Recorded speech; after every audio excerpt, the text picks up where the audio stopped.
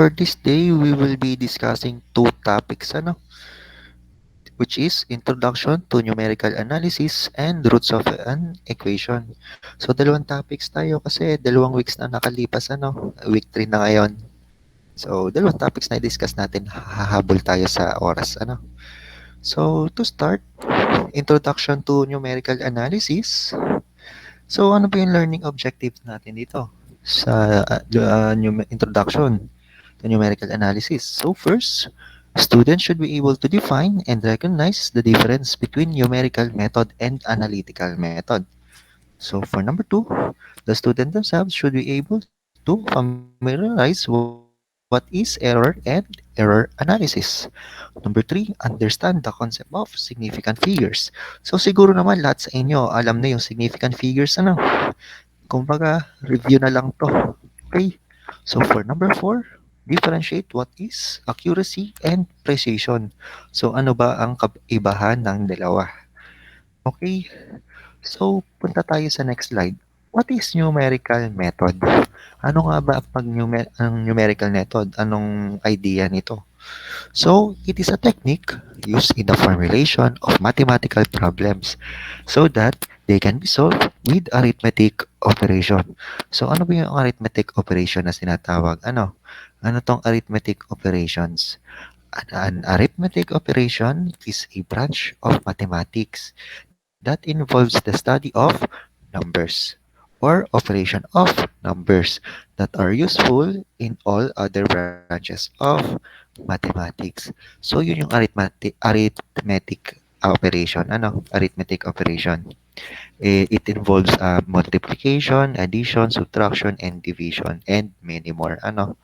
So, what is numerical methods again? It is a way to solve complex problem, which often has no analytical solution.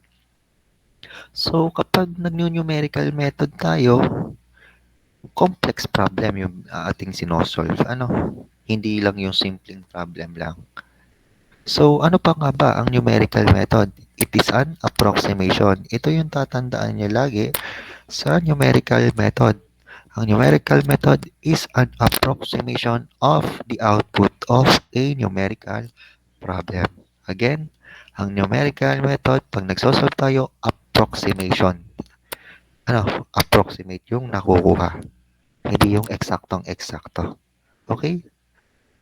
Malinaw? So, anong pagkakaiba ng numerical method sa analytical method? For numerical method, again, katulad ng sinabi kanina, approximation lang yung nakukuha sa solution. Approximation. So, pagdating naman sa analytical method, exact. Exact solution. So, exact yung sagot na nakukuha. So, numerical method, in the absence of analytical solution or yung mga simpleng pagsosolve lang, a numerical solution is used to find the approximate answer. Again, approximation ang numerical method. So, for analytical method, often they have structured set of rules. So, may nakaset na rules, may binibigay na rules to find a particular answer to a problem. So, an example of set of rules is PEMDAS, PEMDAS, which is parenthesis, exponent, division, addition, and subtraction. Yan yung pagkakasunod-sunod, di ba, sa PEMDAS? So, yun yung mga example lang yung PEMDAS na yan sa set of rules. So, numerical method. Very tedious due to large number of computation. Yan. Large number of computation. So, ito yung example, Makikita natin sa baba. Pag nagsosolve ng numerical method, ang nakukuha natin lagi is too large. Yung ibig sabihin ng too large, hindi na nagkakasya sa calculator natin. Hindi na kaya ng calculator, hindi na kaya ng Excel sa Microsoft Office, lumalampas na. So, nagra-round off na tayo. Kaya, ang tinatawag na approximation. Sabi nga natin, approximation yung nakukuhang sagot sa numerical method. approximation lang. Pagdating naman sa analytical method, again, exact solution meaning eksakto din yung sagot. Ano? Katulad nito, example is square root of 36. Ano? So, ano pang pwedeng example ng analytical method? Square root of 121. Ano? Which is equal to 11. Ano pa? 2 plus 2 equals 4. Ganun lang ang analytical method. Ano? Fast and simple calculations. Pag numerical method, complicated. Ano? May pagka-komplikado na. Complex solution. Ano? So, proceed tayo sa next. Before pala we proceed, may questions ba tungkol sa pagkakaiba ng numerical and analytical? Malinaw naman, ano? Yes po, sir. Malinaw naman po. Okay, so proceed tayo. So, paano nga ba nagsosolve ng mathematical problems yung mga yung mga sinaunang tao? Ano? Dati kasi hindi katulad ng calculator natin ngayon, scientific na calculator na ang atin ngayon, di ba? Yung early calculators that are only used to implement low-level numerical methods. Ano? So hindi katulad ng calculator natin ngayon, which is scientific calculator na, meron na diyang conversions, scientific notations, di ka? Pwede nga tayo maglagay diyan ng formula sa calculator natin eh. May mga shift solve na. Ano? Yung samantalang dati, hindi pa pang low level lang.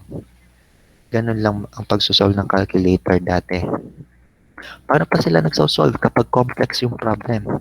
They are using graphical methods. Nag-graph sila. Nag-graph talaga nila para lang masolve yung problem. So, pahirapan dati. Mano-mano yung pagkuha. Ganon yung pagsosolve during pre-computer era. So, sa figure na to, kilala niyo ba yung babaeng ito? Familiar ba kayo sa kanya? She is Katherine Johnson. She works at NASA. Nagtatrabaho yan sa NASA. May familiar ba kayo kay Katherine Johnson? Mm-hmm. Napanood nyo na ba yung movie na Hidden Figures? Yung nakapanood na? Hidden Figures? Wala pa? Yan. Yung Hidden Figures na movie, if may time kayo, panoodin nyo. Maganda yon. Naka-base siya dito kay Katherine Johnson. True to life story. Kumbaga, Hidden Figures. Pinapakita doon kung paano nila sinolve. Kung paano sila magpadala ng mga astronauts sa space, without any computer.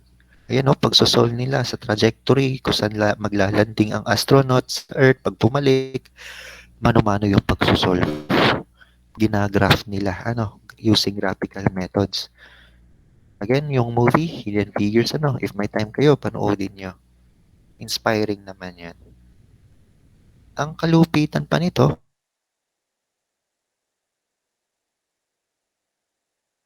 ang mga komplikadong problems, di ba, mano-mano sila? Nung ang NASA, nagkaroon na ng computer, meron ng program na available, doon na sila nagko-compute, nawala na yung mga human calculators like Katherine Johnson. Pero yung mga astronauts, hindi nagtitiwala dun sa computer program.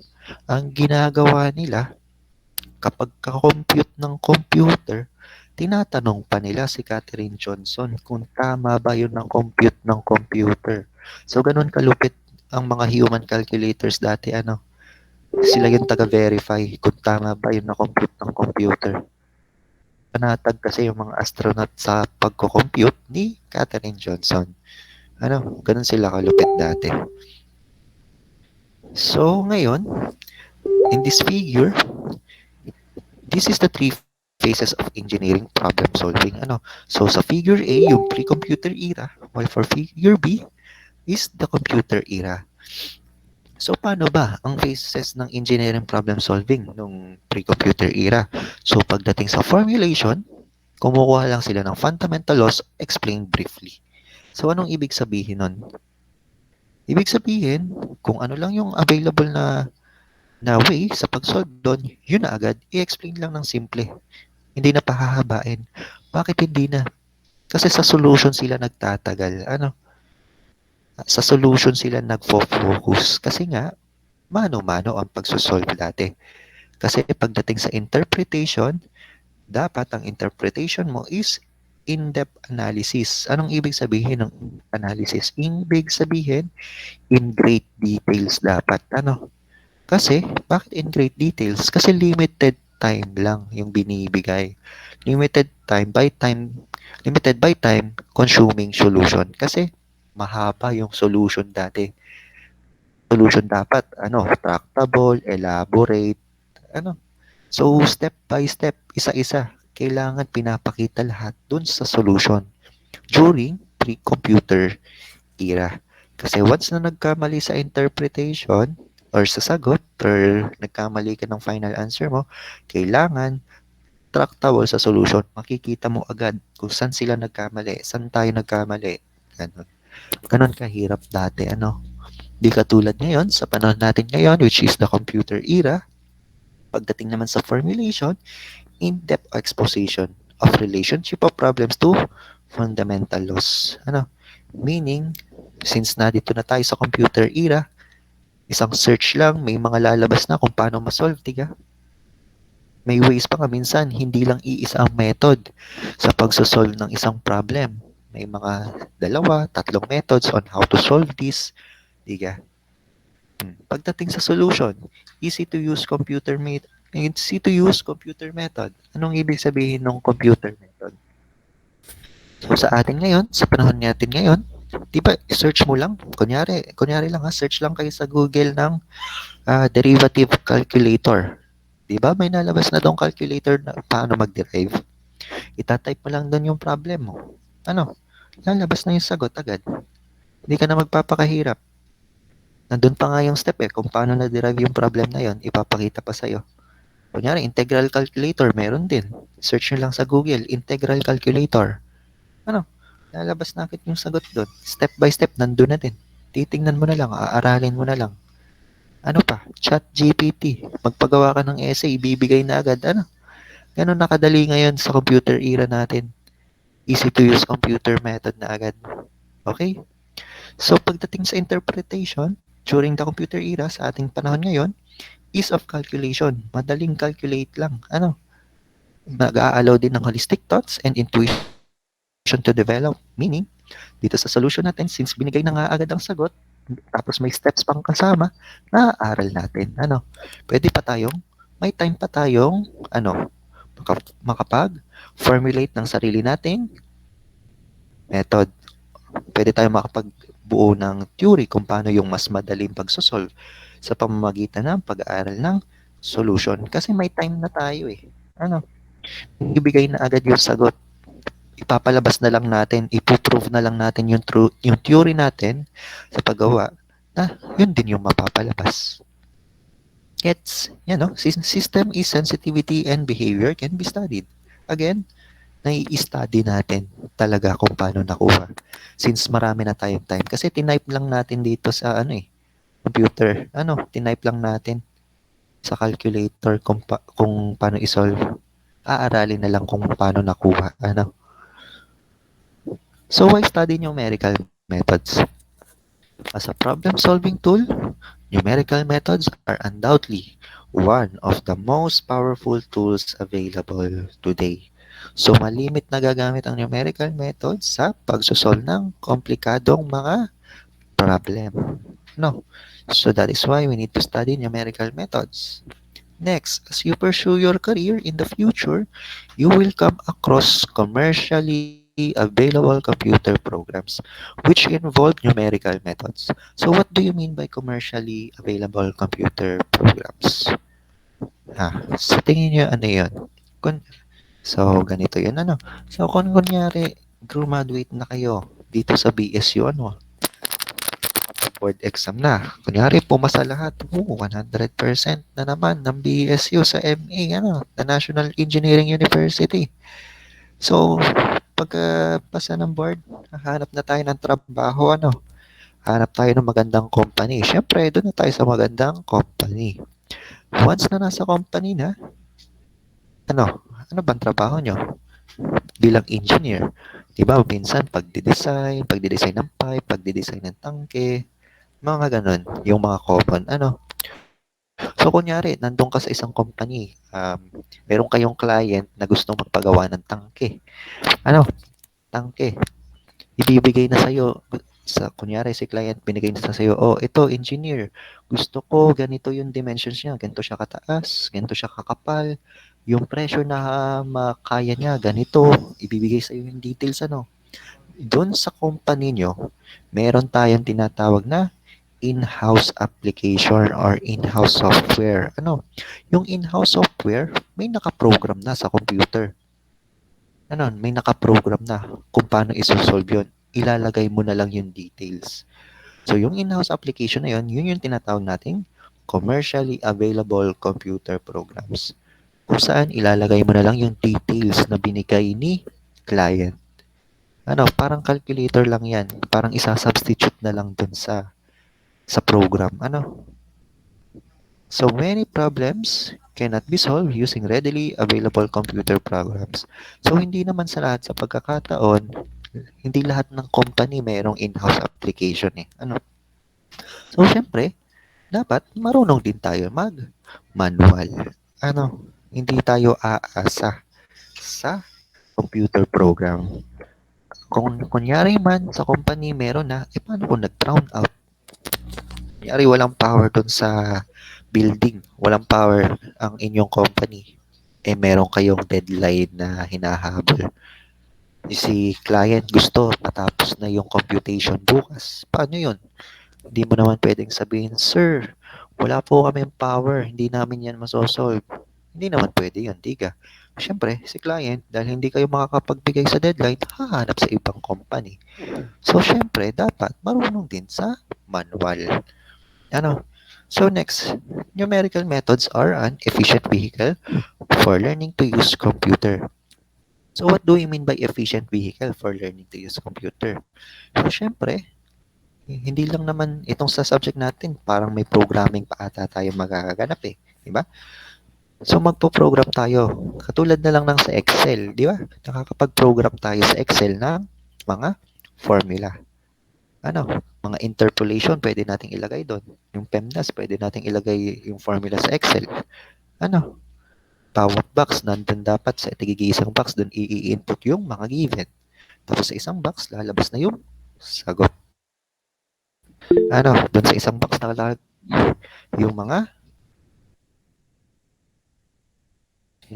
Serenial. Sige, okay. So, yun nga. If ang numerical methods is efficient for learning to use computer. Okay? So, ano pa? Numerical methods deliver a way for you to strengthen your understanding of mathematics. So, dun pa lang sa efficient vehicle for learning to use computers. Siyempre, pag magpo-program tayo ng mga formula, kunyari sa Excel, siyempre alam natin kung paano yung process. Kunyari, paano ang process ni interpolation na ilalagay sa Excel. That is what is strengthen your understanding of mathematics. Parang napapractice natin yung formula. Napapractice natin sa pamamagitan ng pagpo-program. So, ganun. Okay tayo doon? So, basic mathematical model. A formulation or equation that expresses the essential features of a physical system or process in mathematical terms. So, in general sense, dependent variable is equal to the function of independent variable times parameter times the forcing function. So, what do we say about this system? Ano ba yung system na yon? Ang system is the body or region that is being studied. So, kunyari, ito. Kunyari, bola. Kunyari may bola. Pinatak natin sa ere. Ano ba malimit na tanong dyan? Kunyari sa physics. Kunyari sa physics, what is the final velocity of the ball when it hits the ground? So, ano yung tinatanong natin? Final velocity, nino? Ng bola. So, yun yung tinatawag nating system. The body or region that is being studied. Okay? Again, yun yung system. So, ano naman yung dependent variable? It is the characteristic that shows the behavior or state of the system. Ano? Siya yung nagre-reflect ng behavior ng system. So, mamaya, sa may example tayo, ipapakita ko yun. Ano. So, what is independent variable? It indicates the dimension such as time and space. Yan lang ang titingnan nyo. Ang independent variable may involvement sa time and space, along with the system's behavior is being determined. So, what is parameter? Parameters are reflective of the system's properties. Ano? Property or composition.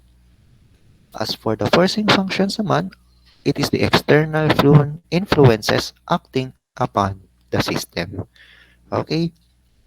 So, dalhin natin dito sa mathematical model example. Ito, simpleng example lang to. Ano? Simple example. Dito, sa ating force is equal to mass times acceleration, wala siyang independent variable. Bakit? Because we are not yet predicting how acceleration varies in time or space. Ano? Walang involvement sa time or space. Okay? So, ano tong acceleration natin? Ang acceleration, it is the dependent variable reflecting the system's behavior. Ano? So, what do we mean when it is reflecting the system's behavior? Kasi, once na nilagyan natin ng acceleration si mass, nag-iiba na siya. May equal na ano. Saan equal ang mass times acceleration? Nagiging force na. Yun yung reflecting the system's behavior. Okay? So, ano naman yung force? From the word itself, force, ano? So, forcing function. Siya yung nag-force, ano? Siya yung force sa system. Okay? So, for mass naman, what is mass? It is the parameter representing a property of the system. Ano? According nga dito, parameters are reflective of the system's properties or composition. So, si mass, kunyari, example uli natin si bola. Anong meron siya na hindi nag-iiba? Di ba, mass? Kahit saan mo dalhin yung bola, ang hindi nag-iiba sa kanya is mass. Ano? Mass is constant. Ano yung nag-iiba sa kanya? Weight. Ano? Mass and weight is not the same. Weight is a force. Okay? So, proceed tayo dito. So, acceleration is equal to force over mass, which is also equal to derivative of velocity over derivative of time. Ano? So, ito, may pakita lang ako sa inyo mamaya.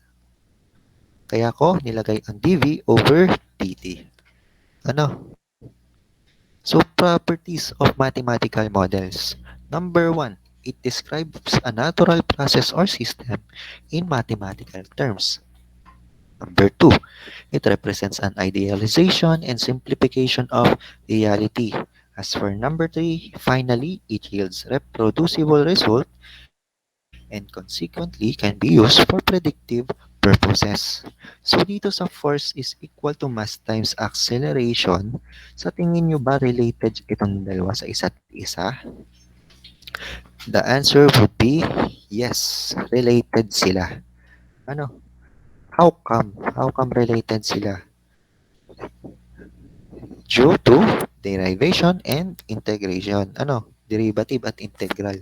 Sa pamamagitan nun, napalabas natin itong formula na to. Ano? So, bibigyan ko lang kayo ng idea kung paano sila related. Ano? Hindi ko na i-derive tong buong ito.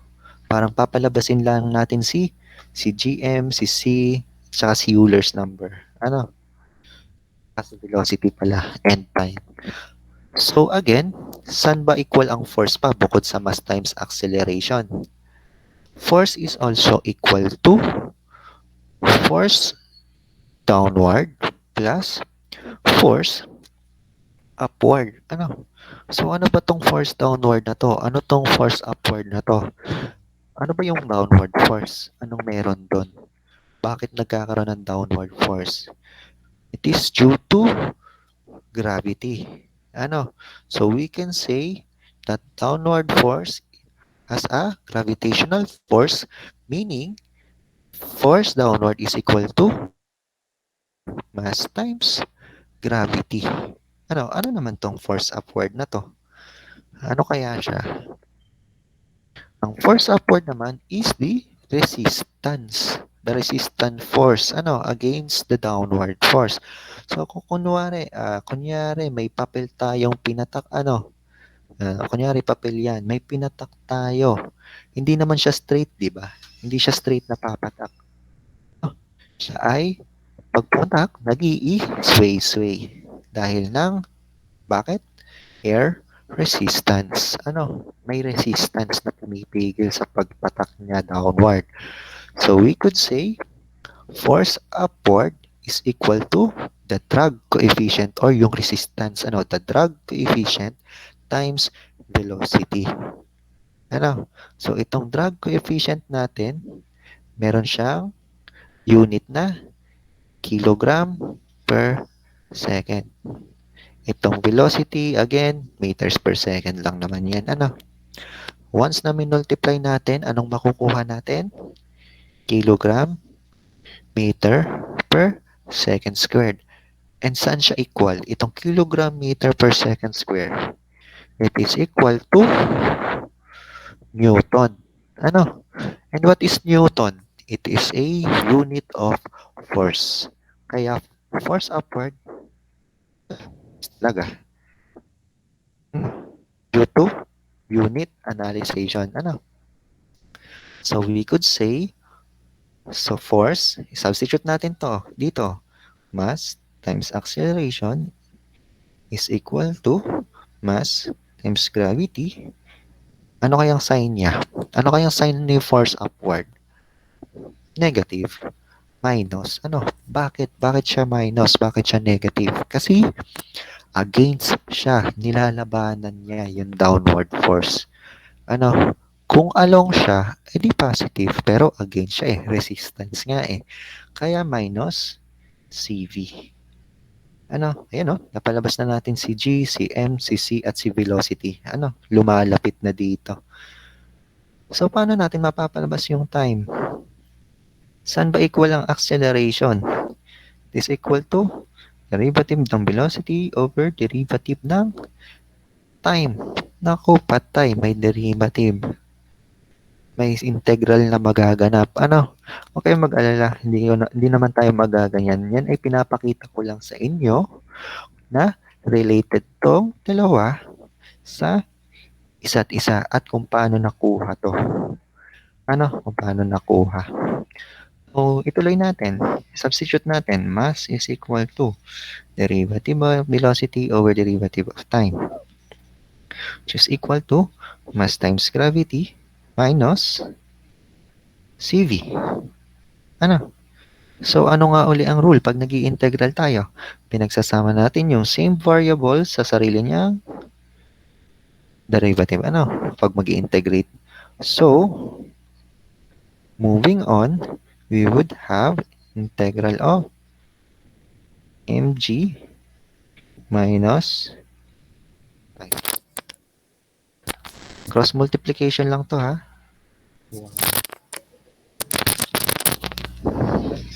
1 over mg minus cv. Matitira yung dv equal to 1 over m dt. So, naging ganito na. Integral. Naging ganyan na. So, paano tayo naging integrate nito? We would let y equals to mg minus cv. Then, we derive. dy is equal to, since ito ay dv ang kailangan natin, ito ay automatic constant. So, it is equal to 0. Minus c, yan? dv. So, we could say that dv is equal to, dito, cross multiply, negative 1 over c dy.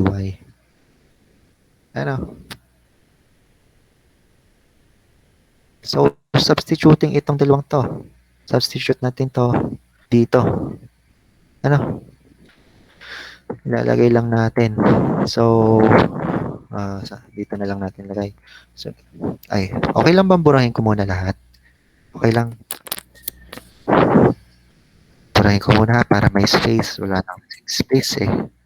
Sorry, walang space, no?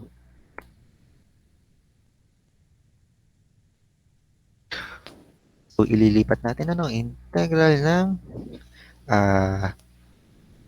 dy, negative dy rather, or c times y is equal to integral ng 1 over m dt. Diba nilalabas natin yung constant pag nag-integral. So dito ang ilalabas natin is tanggal na si negative at si c, negative 1 over c. So pagdating nito, pag i-integrate nito, negative 1 over c is equal to anong integral ng dy over y? ln ni y. Is equal to integrate nito 1 over mt. Lumalapit na lalo dito, lumalabas na yung mt. Dito, substitute yung value ni y. Ano nga ba? Tapos cross multiply lang to. Multiply both sides by negative c. Multiply both sides para makancel to. So, matitira na lang ln ln y equals negative c over mt. Ito ay negative Sorry, negative to. Mali yan na dyan sa handouts. Okay? Negative c over mt. So, again, ano yung value ni y?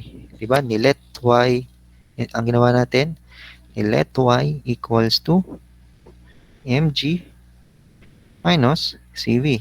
So, papalitan lang natin ulit. ln ng mg minus cv. Which is equal to negative c over mt. So, paano naman natin tatanggalin yung ln? By multiplying both sides by the Euler's number to cancel out ln. So, lalabas na to, napalabas na natin to, So, ganun. So, related talaga sa isa't isa itong dalawa. Huwag kayong mag-alala, hindi naman to kasama yung pag-i-integral na yan. Parang pinakipakita ko lang na related ito dito. So, ang tatandaan na lang natin ay ito. Kasi existing function na siya. Existing formula na siya. Hindi na tayo magkaganto-ganto. Siyempre, ba't pa tayo magpapakahirap? Doon na tayo sa existing formula. So, again, ito lang yung tatandaan nyo. So, significant figures. So, ano nga ba yung significant figures? Familiar naman lahat siguro sa significant, Yes or no? Familiar lahat? Yes po. Okay.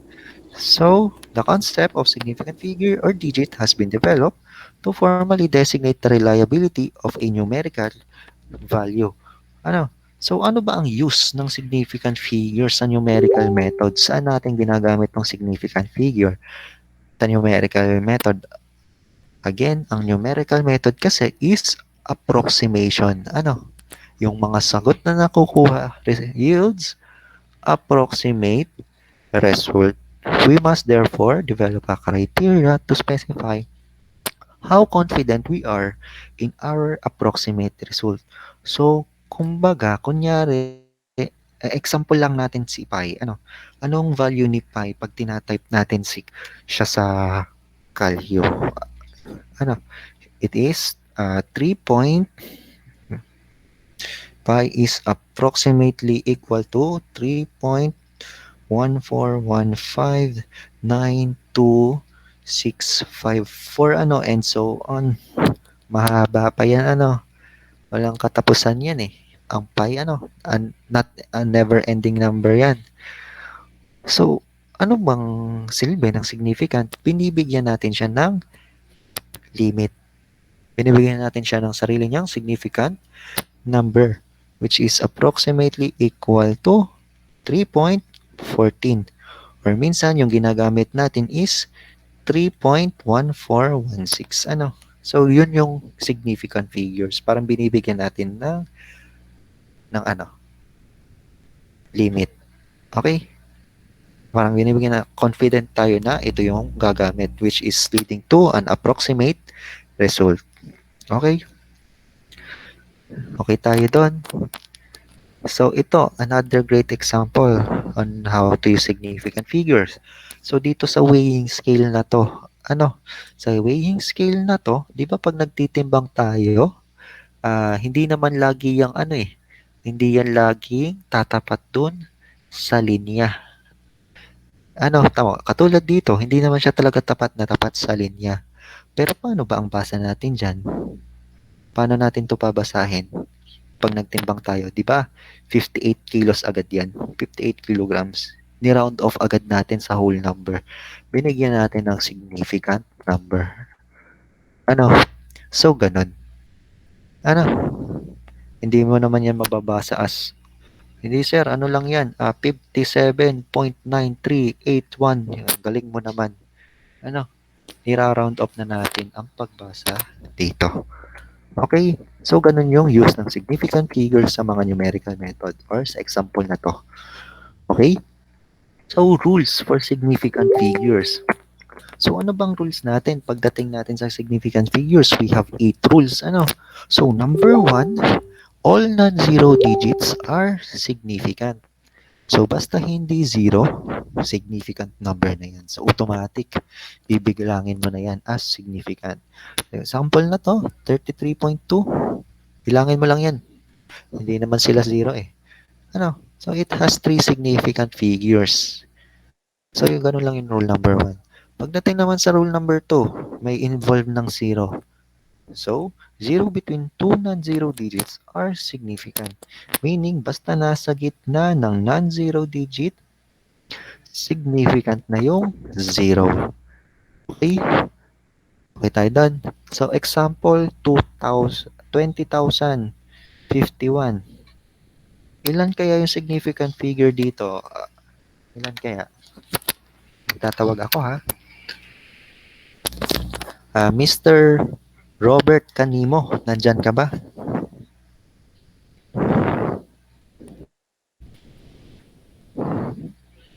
Mr. Robert Canimo?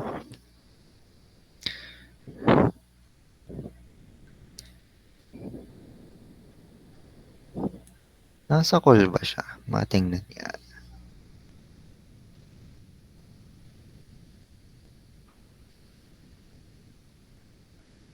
Oh, Mr. Robert Canimo, nandito ka.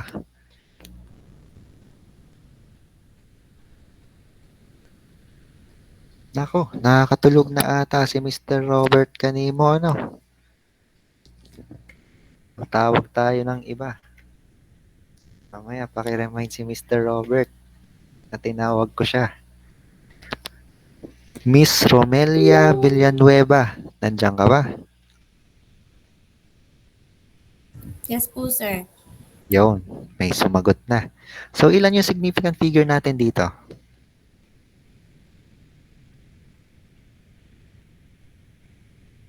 Lima po. Okay. Kasi basta nasa gitna sila ng non-zero digit, it is considered to be significant number. Ano? So, number 3, leading zeros are not significant. They are nothing more than a placeholder. So, basta nasa unahan ang zero, yan, katulad nila, hindi na sila kino-considered as significant numbers or significant figures. Ano? Di-disregard na natin basta nasa unahan. So, sa example na to, 0.54, dalawa lang yung significant figure kasi nga, 0 here is nothing more than a placeholder. Pagdating naman dito sa example na to, ganun lang din. Disregard basta nasa unahan ng 0, is bilangin mo lang kung ilan yung non-zero digits, yun lang yung significant. Ano? So, sa example na to, dalawa lang. So, punta tayo sa rule number 4. Trailing zeros to the right of the decimal are significant. So, pagdating sa ganito, 9, katulad nitong example pala na to, ano, lahat ng zeros, basta may decimal sa unahan niya, it will be considered as significant. So, considered na itong dalawang to as significant as long as may decimal dito. Ano? Na mayroon syempreng basta trailing zeros. Ibig sabihin ng trailing zeros, may naunang number sa kanila na significant. Ano? So, kunyari, bigyan natin ng example, 920.00. O, sa tingin nyo, ilan yung significant dito? Ilan yung significant figure dito? Mr. Daniel de Maculangan. Andiyan ka ba? Mr. Daniel de Maculangan?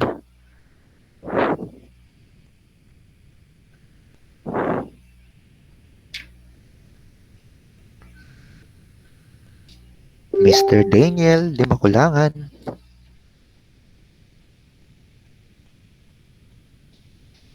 Ako, tulog din, ano.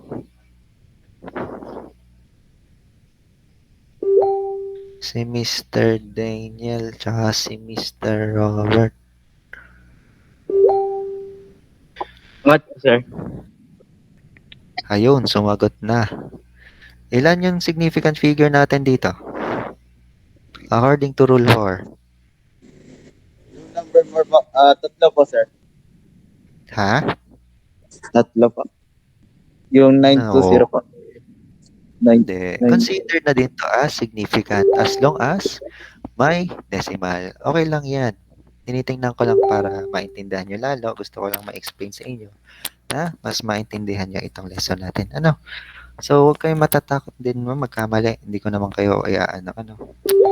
Para lang ma-explain ko din ng ayos sa inyo. So, itong number 4, again, trailing zeros to the right of the decimal, basta ang nasa unahan niya ay significant numbers, is considered to be significant na. So, it has 5 significant figures na. Okay tayo doon? So, meron bang questions from rules 1 to 4? Ha? May questions pa ba? Wala na. So, proceed tayo. Rules 5 to 8. Ano? So, rule number 5. Trailing zeros in a whole number with the decimal shown are significant. So, parang dun sa example natin kanina, 920, nilagyan ko ng decimal dito, di ba? Nilagyan ko siya ng decimal dyan. Itong zerong to, considered to be significant. Okay, so lagi nyo titingnan, pagdating sa significant figures sa rule, lagi nyo titingnan if may decimal or wala. Ano? Kasi, once na nawala tong decimal na to, katulad dito sa rule number 6, no decimal shown are not significant anymore. So, ibig sabihin, itong 920 na to is 2 significant figures na lang. Unlike dito sa 920, na may decimal, it has 3 significant figures. So, yun yung titingnan nyo, yung decimal at kung walang decimal. Kapag may decimal, lahat ng trailing zeros is considered to be significant. Okay? Okay tayo doon. So, yun lang So, number 7. question mo. Yes, ano yung question mo? Sir, paano po yung yung sa po, gaya po nung nauna? Kapag po since significant number naman po yung nasa unahan po ng zero, pag may decimal po, paano po pag yung 920.040 po? 920.040? Ganyan? Zero. Yes po. Ganito? Tama ba? Yes po. 6 pa rin po ba siya? Ano? 6 pa rin po ba since ang nasa unahan po ng zero sa decimal place po ay significant number din po? Oo, lahat ito is significant figures. Lahat yan, significant na yan. As long as may decimal, all trailing zeros. Ang sinabi naman is trailing eh. All trailing zeros is considered now to be significant. So, 6 ang significant figures dito. Okay? Okay tayo done? Thank you po. Okay, so may questions pa ba? Wala na. So, proceed tayo sa rule number 7. Yan, maganda yung nagtatanong kayo para maintindihan niyo lalo. So, huwag kayong mahihiyang magtanong. Okay? Nandito tayo para matuto. So, rule number 7, exact numbers have an infinite numbers of significant figures. So, anong ibig sabihin nung infinite numbers of significant figures? So, ang exact number, example, ito, 1 meter. Di ba? Exact lang yan. Eksaktong 1 lang. Wala nang decimal. Ano? Ibig sabihin yan, equal siya sa kahit ilang significant. Di ba? Ito is 1.00 is ilang significant siya? Trailing 0 na may decimal? 3 significant figures. Samantalang ito, 1 significant lang naman to, pero equal siya dito. Mapa man yan? Mapa 1.000, which is 5 significant figure. Equal pa din siya doon. Equal pa rin siya sa 1.00000 and so on. So, yun yung ibig sabihin ng infinite number of significant figures. So, for number 8, for a number in scientific notation naman, anong ibig sabihin ng scientific notation? Yan yung n times 10 to the power of, hindi to 10x ha, yan ay times 10 to the power of, naka-raise yan. Yan. Yun yung scientific notation. So, sa rule na to, all digits comprising n are significant by the first 6 rules. So, titingnan lang natin yung rules 1 to 6 dito kay n. Para ma-consider kung ilan yung significant figures ni n. Okay? So, 10 and x are not significant. So, i-disregard na natin to kapag binibilang yung significant figure. Okay? So, kung kunwari, ito, katulad sa example na to, 5.02 times 10 to the power of 4. Again, this is a scientific notation. Kapag dating sa scientific notation, i-disregard na natin to. At ito lang yung titingnan natin sa pagbilang ng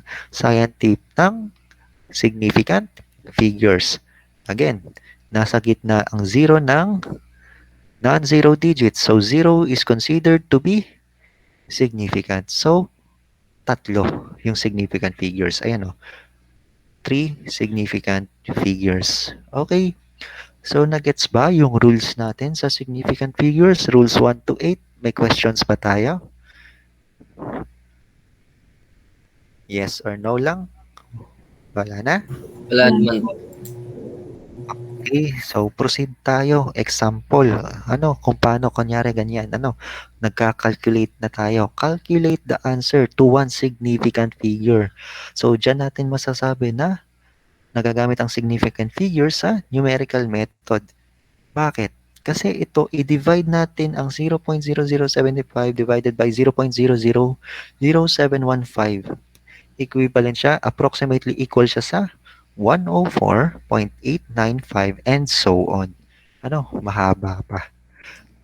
Yun, dito nagagamit yung significant figure. Ang sinasabi lang, calculate the answer to one significant figure. So, using rule number 8, which is the scientific notation, na ganyan, ito lang yung titingnan natin. So, paano natin masasabi na isa lang yung significant figure na makukuha natin? I-round off lang natin. So, dito ginawa niya is 100. Pero, ginawa niyang scientific notation para mabilang na isa lang yung significant figure dito. Kasi ang rule nga dito is ito lang yung tinitingnan para mabilang ang significant figure. Disregard na ito. Okay? So, may isa pang sagot dito. Ano kaya sa tingin niyo yung isa pang sagot na one significant figure? Ano pa yung pwedeng sagot? Anyone? 100. 100 po. Ayun, tama yun. 100 as long as hindi nyo sila lalagyan ng decimal. So, once na nilagyan to ng decimal, Decimal hindi po. na yan. Oo, tama yun. Huwag nyong lalagyan ng decimal. Kasi once na nalagyan ng decimal dito, ito ay considered to be significant na. So, yan, 100 lang. Considered pa rin siya as one significant figure. Tama pa rin siya. So, proceed tayo. Dito sa next example. calculate the answer to 3 significant figures. So, ito pa rin yan ha. Hindi naman nagbago. Ang gagawin lang is 3 significant figures. So, in short, mag-round off ka lang ulit. Ano? I-round off mo lang sa 3. Sa whole number. Ano? Kasi 3 na to eh. Nasa gitna naman ang 0 ng 2 non-zero digits. So, it is considered to be significant. So, 3 yan. Okay? So, problem number, ito, state the number of significant figures. Ilan dito? 350.701. Since nasa gitna ang 0 ng non-zero digit, it is considered to be a significant number or figure. Ano? Ito, ganun din. Parehas sila ng case. So, lahat sila significant figure. So, 6 significant figures. Bilangin lang. 1, 2, 3, 4, 5, 6. Ano? Ganun lang. Sa next example, ito, yung parang tinanong kanina, no? Yung tinanong kanina. So, 67.030. Lahat ng trailing 0, basta may decimal at significant sa una, it is considered to be significant na. So, bibilangin lang ulit. 1, 2, 3, 4, 5. Ano? So, 5 significant figure. Pero kung kunwari, 030.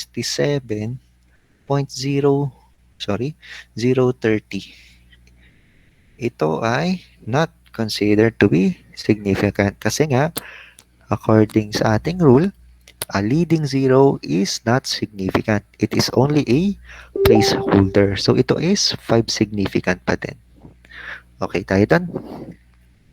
So, next tayo. What is accuracy and precision? Ano yung pagkakaiba ng dalawa? So, accuracy refers to how closely a computed measure value agrees with the true value. While for precision, it refers to how closely individual computed or measured values agree with each other. Okay? So, kung kunwari, si student A, student B, student C, nag-e-exam, So, kunyari sa problem 1, ang tamang sagot is 98. Ang sagot ni letter A, 98.1. Si student B, 97.8. Si student C, 98.5. So, halos magkakalapit sila sa true value. Ito yung tinatawag na true value. Yung tamang sagot talaga. So, malalapit. So, sila ay accurate. Ano naman tong precision na to? Paano naman kung precision? Kung kunwari, nag-e-exam pa rin si student A, B, and C. Ang sagot ni student A is 101. Hindi. Gawin natin 191. Kunyari, 191 ang sagot ni student A. Sobrang layo na. Sobrang layo na. Ang sagot naman ni letter B is 191.2. Ang sagot naman ni student C, 191.5. Sobrang lalayo ng sagot nila, Pero, dikit-dikit yung sagot nila. Akala nila nakatama na sila. Pero dikit-dikit lang pala yung sagot nila. So, yun yung tinatawag na precise sila.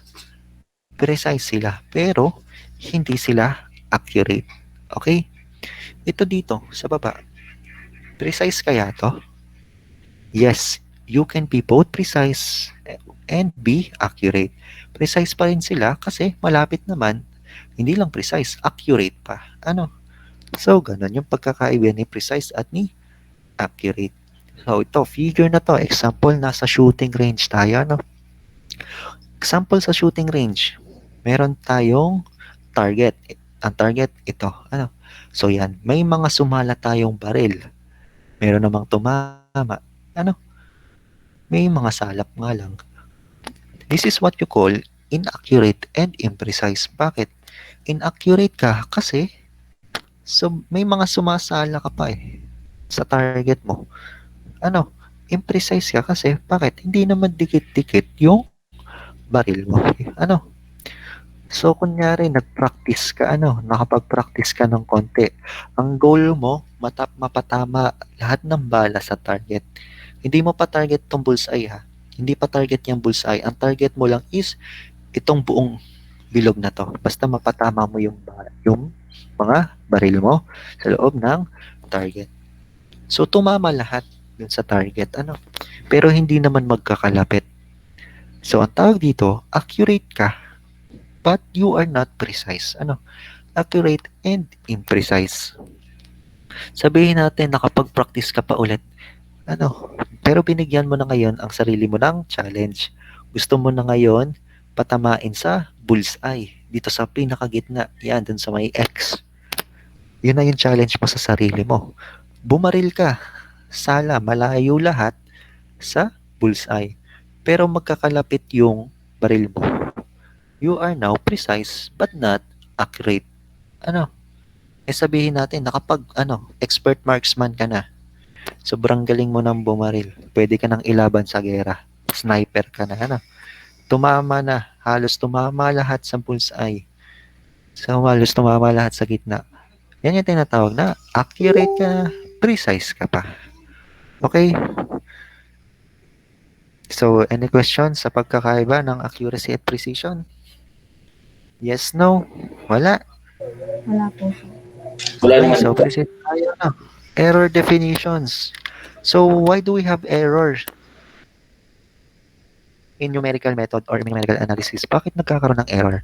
Kasi nga, ang numerical analysis, ang answer niya is, it yields approximated result. May approximation lang yung kinukuha natin. So, ganun talaga. Magkakaroon talaga ng error. Hindi kasi eksakto talaga yung nakukuha nating sagot eh. May konting error lang. So, to represent, meron tayong two major forms of numerical error. Which is the round-off error and truncation error. So, what do we say about round-off error? Kapag round-off error, kung titingnan natin, again, sa calculator, i-type natin yung pi. Anong lumalabas na value ni pi? Kay calculator, di ba? 3.141592654. And so on. Yan lang yung lumalabas sa calculator natin. Diga, hindi na pinapakita yung sunod pa sa 4. Hindi na kaya ni calculator. Nagra-round off na si calculator. So, yun yung round off error. Hindi yung tunay na value yung napapakita. May round off na nangyayari. Okay? So, ano naman yung truncation error? The truncation error is the discrepancy introduced by the fact that the numerical methods may employ approximation to represent exact mathematical operation and quantities. So, ibig sabihin, from the word discrepancy, ano ba yung discrepancy? Yung difference. Ano ba yung ginagamit natin na value ni pi kapag nagsosolve tayo? Manually ha, hindi using calculator. Diba kapag nagsosolve tayo manually, ang ginagamit natin is 3.14. Minsan 3.1416 pa. Pero dun, focus tayo sa 3.14. Truncation error, ima-minus mo lang yung ginagamit nating value sa almost tunay niyang value. So, makukuha nating sagot is 0.00159264.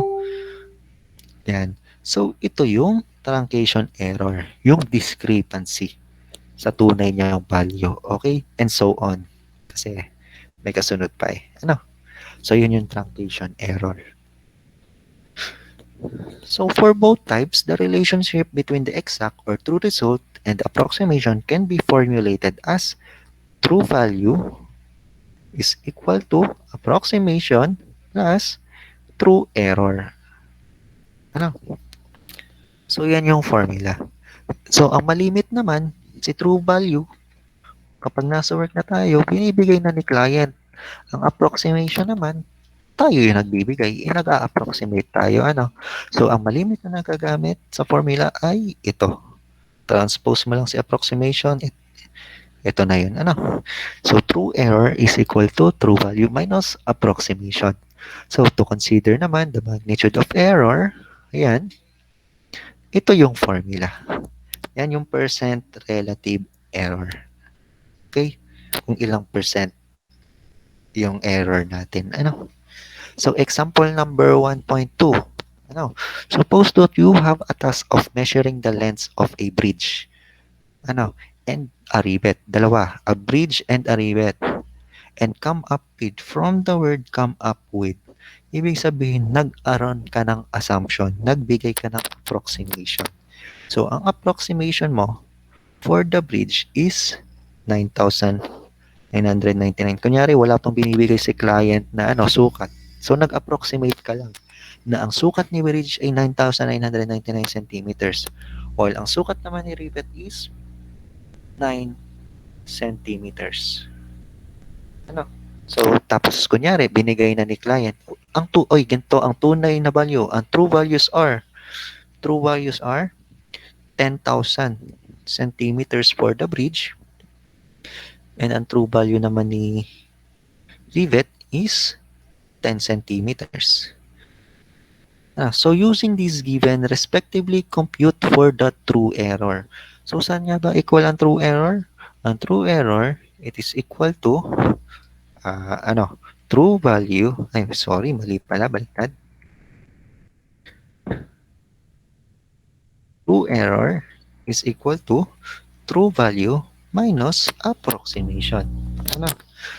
So, kunin natin yung true error ni bridge. Equal siya saan? Minus lang, 10,000 minus 9,999, which is equal to 1 centimeter.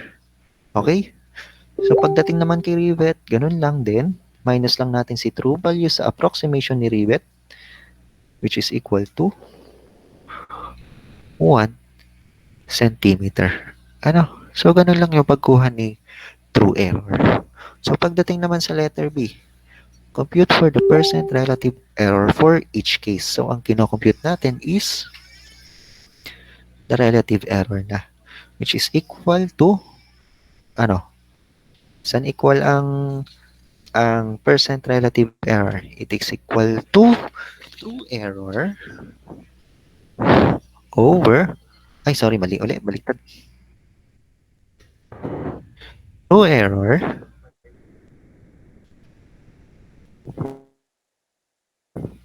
over true value times 100%. So, na-compute na naman natin yung true error. Given na din si true value. Isa-substitute na lang natin. So, for case ng bridge, sa case ni bridge, kaya? Ano ang true error ni bridge? Diba? 1 centimeter. As for the true value, which is 10,000 centimeters. Times 100%. So, cancel the same units. So, ang magiging sagot sa percent relative error ni bridge is 0.01%. Okay? Sige nga, kunin nyo nga yung percent relative error ni rivet. Ano yung sagot sa percent relative ni rivet? Mr. Adrian Benedicto, nandiyan ka ba? Gising ka ba? Mr. Adrian Paul Benedicto. Hello, sir. Yes. Ano sa tingin mo yung makukuha nating percent relative error ni rivet sa case na to? 10% po. Okay. So, isa-substitute lang uli natin.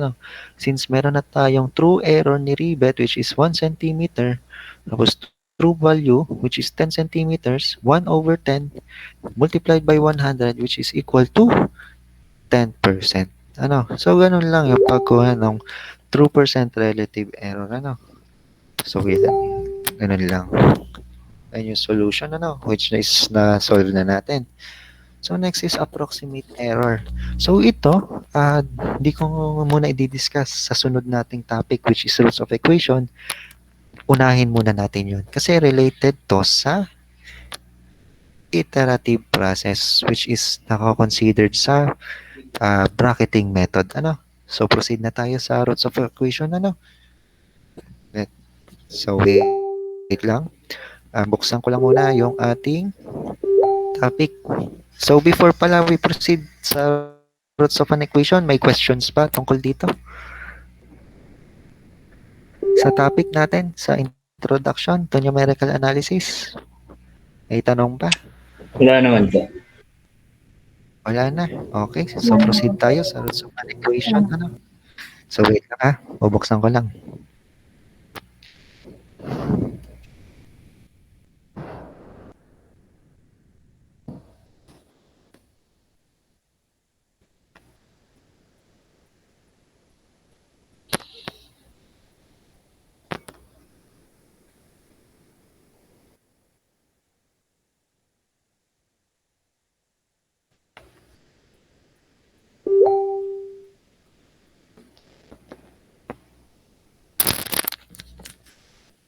So, yan. Kita na ba ng lahat ng ating shared window? Kita na? Okay, so proceed tayo, roots of an equation. So, roots of an equation. Ano ba ang roots of an equation? So, before we begin, learning objectives ulit, the student should be able to define root finding techniques. So, dito sa lesson na to, matututo dapat tayo how to find the root finding techniques. In finding the roots of an algebraic and transcendental equations. So, number 2, analyze the different bracketing methods. So, under bracketing methods, hindi lang isa yung method, So, sa pagkuha ng root finding technique, ang root finding techniques, hindi lang isa. Tapos, under pa nila, hindi lang isa din. So, may mga subsection pa silang kanila. So, number 3, illustrate the different open methods in finding the roots of equation. And for number 4, apply the knowledge of root finding techniques in solving engineering problems. Okay? So, dito, sinabi sa learning objectives, may matututunan dapat natin yung different bracketing methods and open methods. But for this day, ang i-discuss ko lang is graphical method and bracketing method. Itong open method, next meeting na natin i-discuss. Okay? So, roots of an equation. When we say roots of an equation, in general form, it is the function of x equal to 0. Yan yung general equation niya. So, ano ba tong f of x? Diba? Siya ay y. So, yan yung general form. Y equals 0, ginawa lang f of x. Okay? Ano ba yung hinahanap natin dito? Ang hinahanap natin is yung x na mag-i-intersect sa x-axis. Ito. Graphically, refers to the intersection of y and the x-axis. So, ibig sabihin, kung sa graph, yung y mo is 0, di ba ito yung y-axis? Ang y mo daw is 0 eh.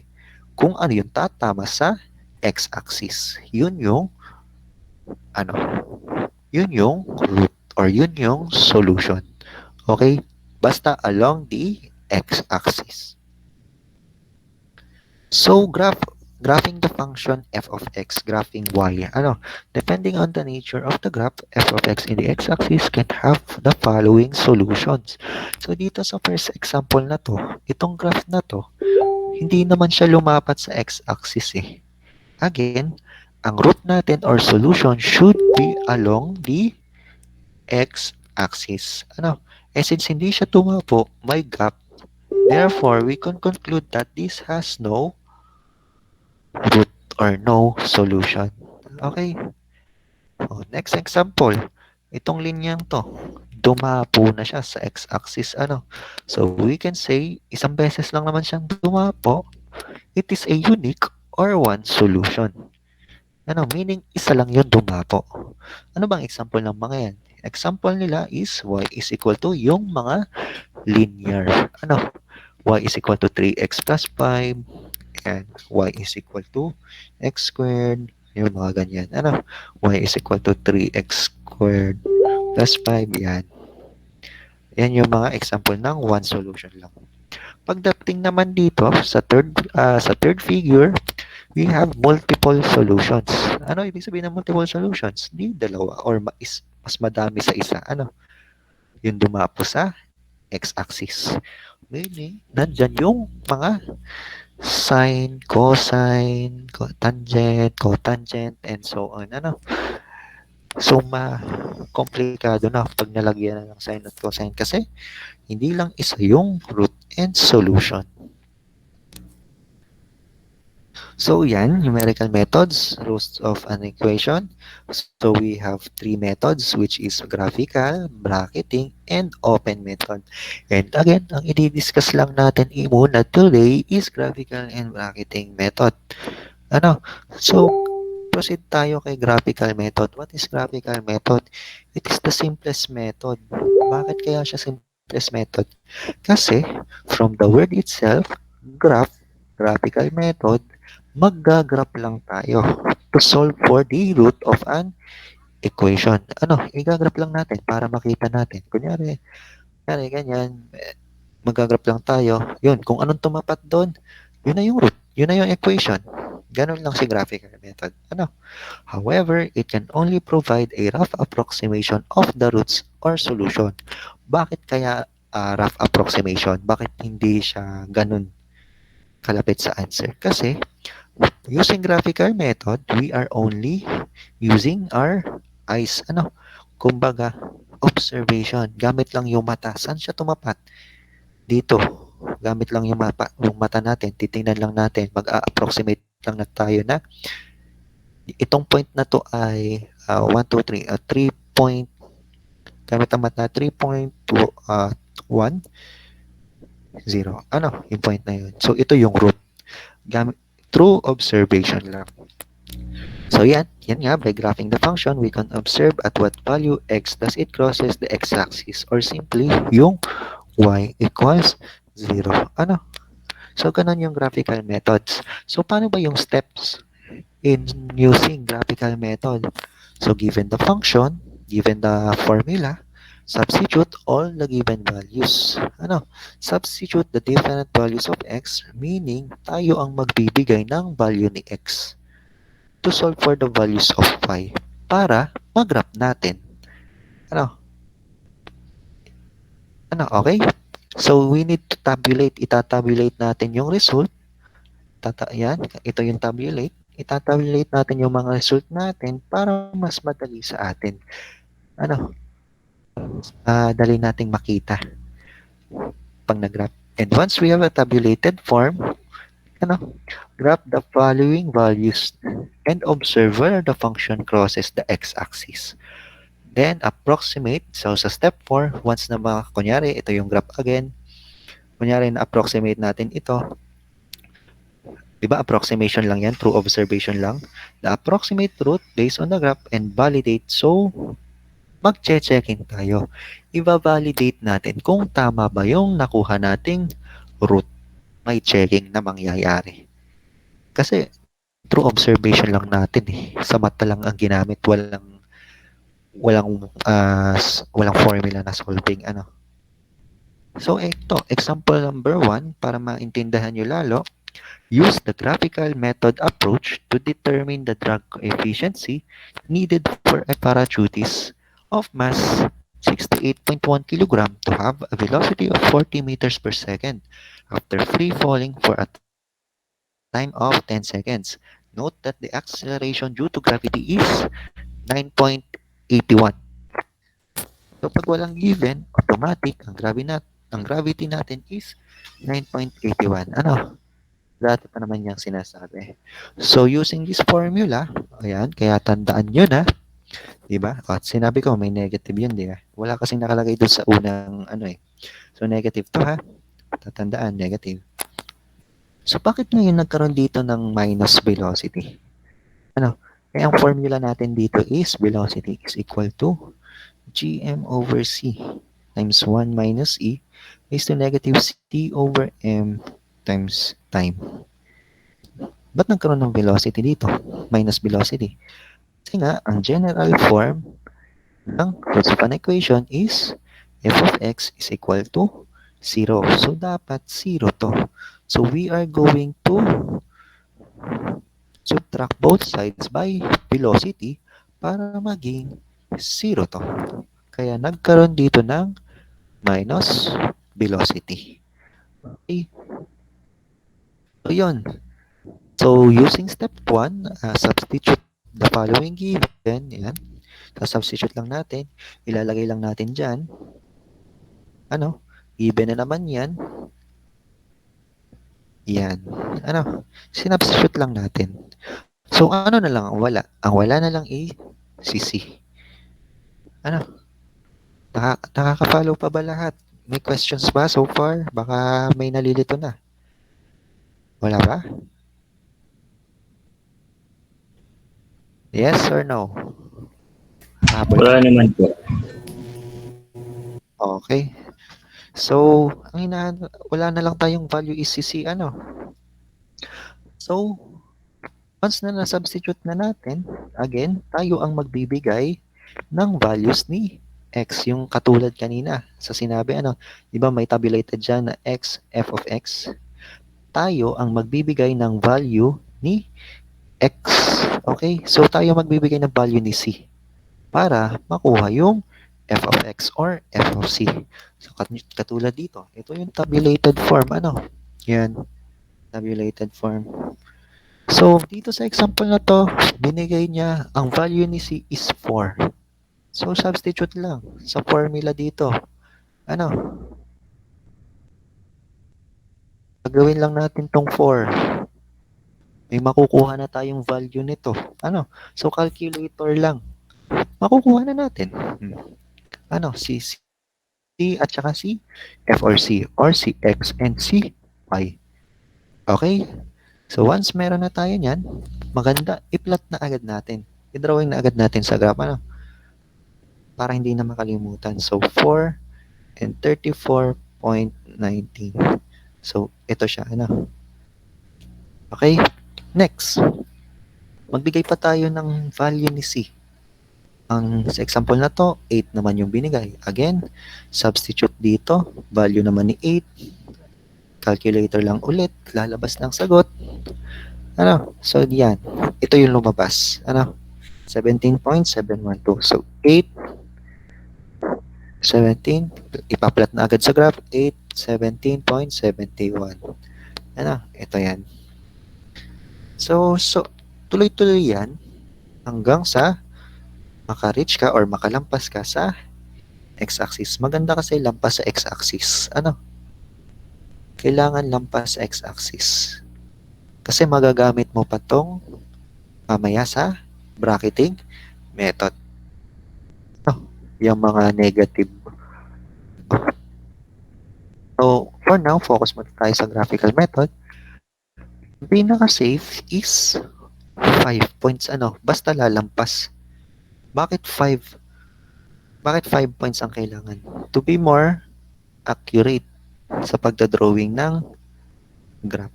Okay? So, once na na-plot na natin to lahat, na-plot na lahat, yan, na-plot na natin, i-observe na natin through our, gamit ang ating mga mata, kung saan tumapat. Ano, titingnan lang natin, no, mag-estimate lang tayo.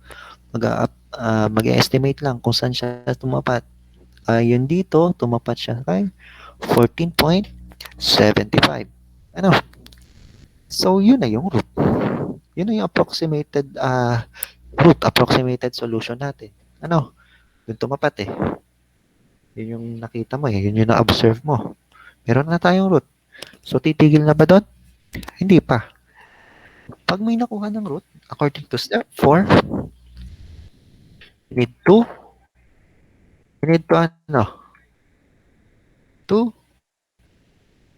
validate. Ano? We need to validate, meaning mag-checking tayo. Okay? So, yan. Through the visual inspection, again, through observation, estimate the root of the function. To validate, substitute the root of the equation and check if f of c is close to 0. Ano? So, di ba ang sabi natin, ang general form ng root of an equation is equal to 0. So, dapat ito, kapag sinubstitute mo dun sa formula, malapit or approximately equal siya sa 0.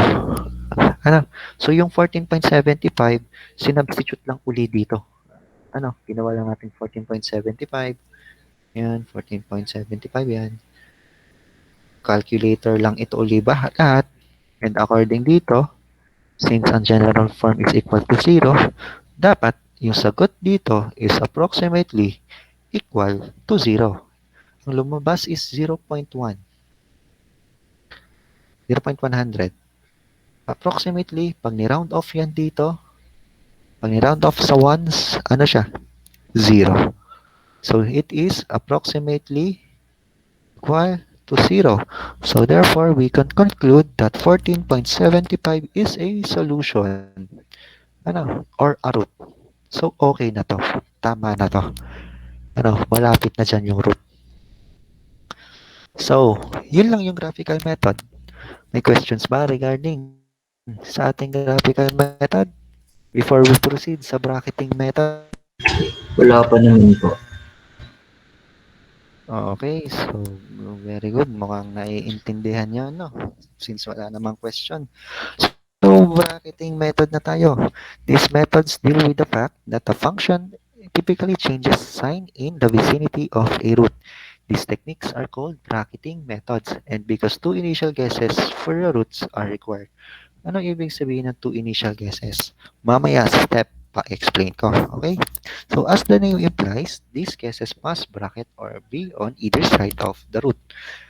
The particular method described herein employ different strategies to systematically reduce the width of the bracket and hence home in on the correct answer. So, incremental search method. You have observed in the graphs of our function, the f of x are changing signs whenever it crosses the root. So, ibig sabihin dito sa bracketing method, kukuha tayo ng dalawang points sa graph. Ano? Sa case na to, kumuha siya dito sa isang positive at isang negative. Bakit isang positive at isang negative? Anong ibig ko sabihin ng positive at negative? The values of y nila is positive and negative. Hindi yung x ha, hindi yung value ni x, okay? Yung tinutukoy na changing signs is yung value ni y. Isa dapat is positive, isa is negative x, okay? Ay, ba't may x dito? Wala to. Isa is negative. So in general, if f of x is real and continuous in an interval, x lower, bakit x lower? Eh, mas maliit yung value ng x dito compared dito eh. Ano?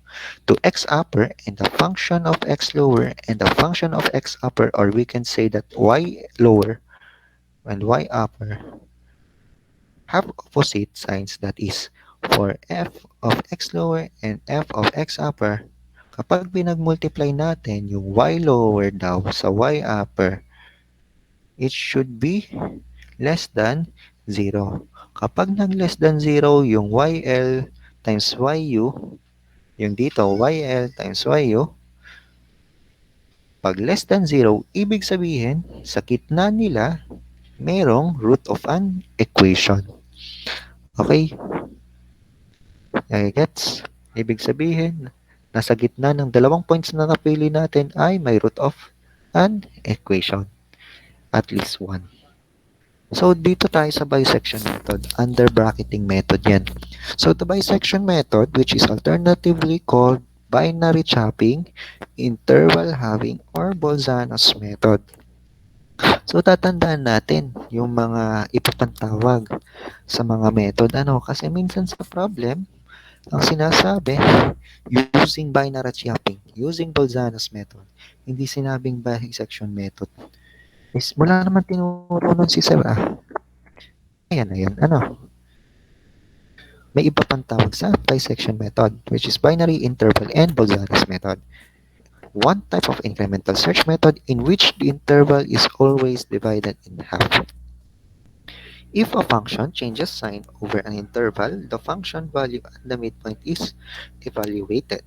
The location of the root is then determined as lying at the midpoint of the subinterval within which the sign change occurs.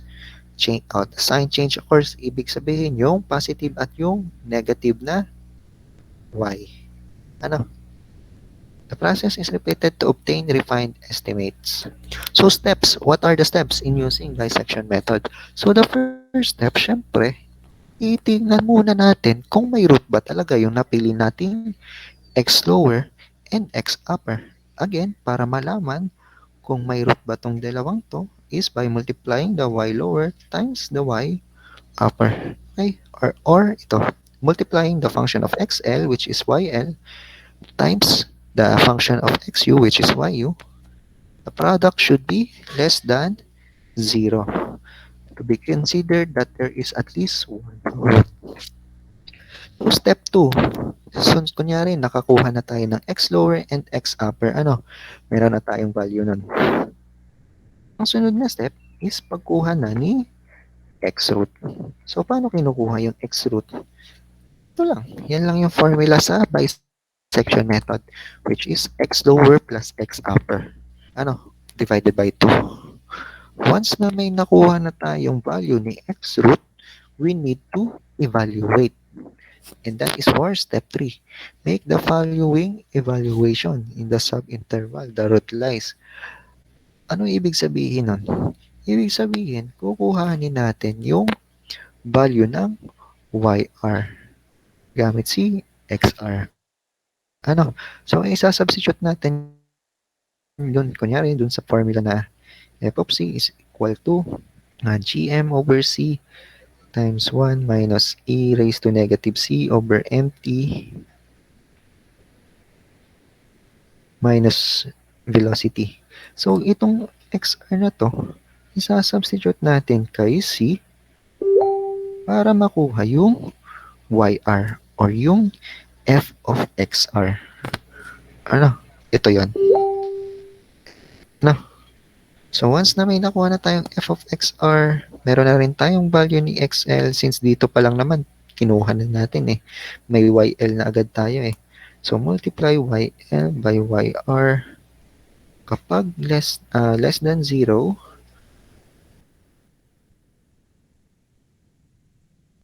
yan. Kapag less than 0, ang product ng dalawa, ibig sabihin, hindi pa tayo natatapos doon. The root lies in the lower subinterval, meaning, may uulitin ka. Papalitan mo ngayon itong si xu ng value ni xr. Kumbaga, itong sinolve natin is xr1 lang. So, kukuha ka na panibagong xr2. So, ganun ulit ang formula. xl, since kapag less than 0 nga, babaguhin mo si xu, which is the xr1, over 2. So, ganun yung pagkuha na xr2. Magiging xu na to. Magiging x upper na si xr1. Okay? Kapag naman greater than 0, ang papalitan natin ay si xl. Ito ang papalitan. Okay? Ito yung magiging xr1 plus xu. Pero kapag naman equal or approximately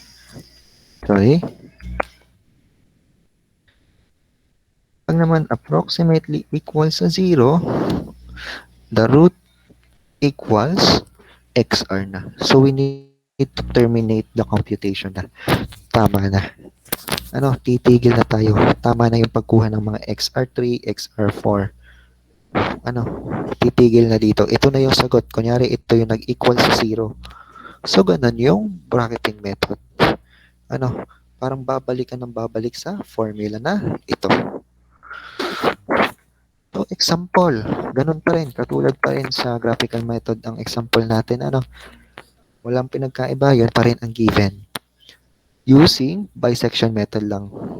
So, how are we going to solve for the root? So, again, una, step 1, guess two values of the unknown. In this case, C. Bakit kaya 12 and 16 yung ginamit natin? Ayan. Using our values from the graphical method, we could use 12 and 16. Bakit 12 and 16? So, balik tayo dun sa graphical method. Yung tabulated form. Ay, lampas na. Ayan.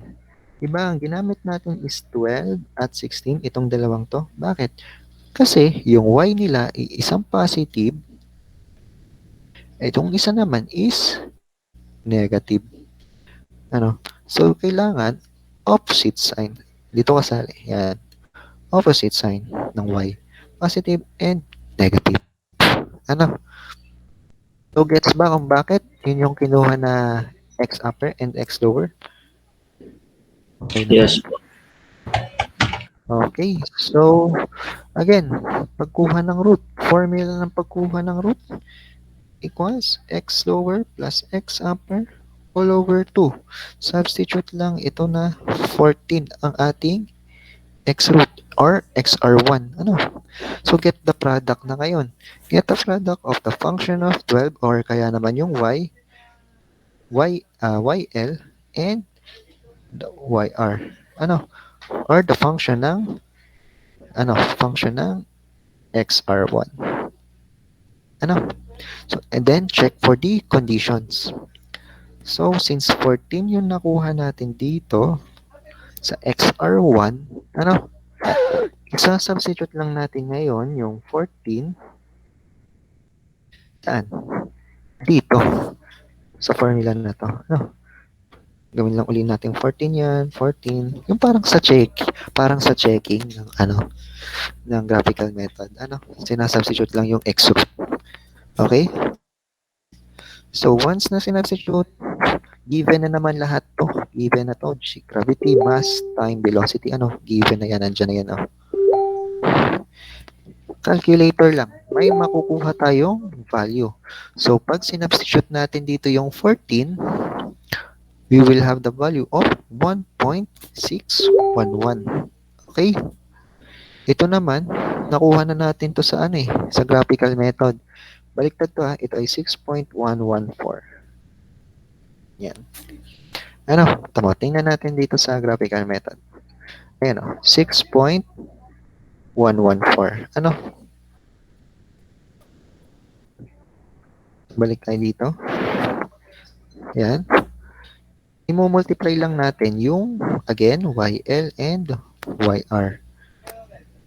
Multiplying these two, the product is 9.85. Oh, again, for step 3, i-check natin kung greater than, less than, or approximately equal to 0. In this case, greater than 0 siya. Ano? So, anong mangyayari again pag greater than 0?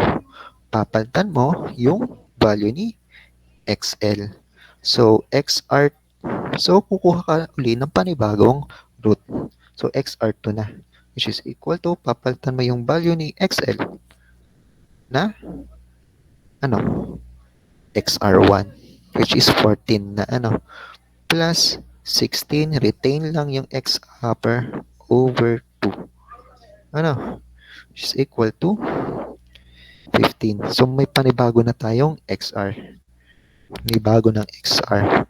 So, yan. Dito, Gets to,